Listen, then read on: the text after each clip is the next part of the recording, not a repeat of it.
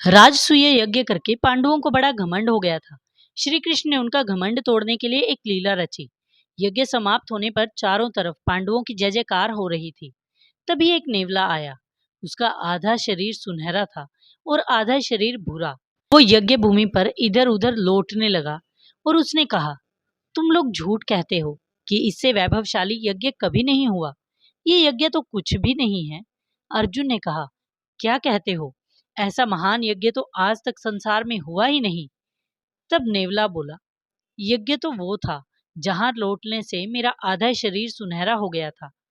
तुम किस यज्ञ की बात कर रहे हो? किसके यज्ञ में तुम्हारा शरीर सुनहरा हो गया? एक गांव में एक गरीब ब्राह्मण अपनी पत्नी, पुत्र और पुत्रवधू के साथ रहता था। उनका जीवन कथा सुनाकर ही चलता था। कथा कहने से जो कुछ थोड़ा बहुत मिलता था, उसी में सब मिलजुल कर खा लेते थे।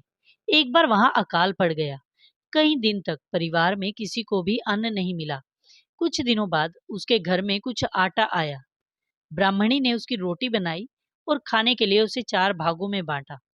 किंतु जैसे ही वो भोजन करने बैठे, दरवाजे पर एक अतिथि आ गया। ब्राह्मण ने अपने हिस्से की रोटी अतिथि के सामने रख दी, मगर उसे खाने के बाद भी अतिथि की भूख नहीं मिटी। इस तरह उन सब ने अपने अपने हिस्से की रोटी उसे दे दी। तब वो अतिथि उन्हें आशीर्वाद देकर वहां से चला गया। उस रात भी वो चारों भूखे ही रह गए और उन्हें भूखे ही सोना पड़ा। उस अन्न के कुछ कण जमीन पर गिरे पड़े थे। मैं उन कणों पर लौटने लगा, तो जहां तक मेरे शरीर से उन कणों का स्पर्श हुआ, मेरा शरीर सुनहरा हो गया।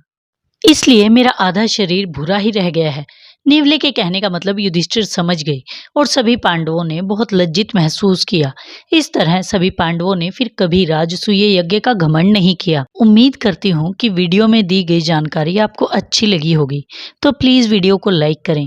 अपना कीमती समय देने के लिए धन्यवाद।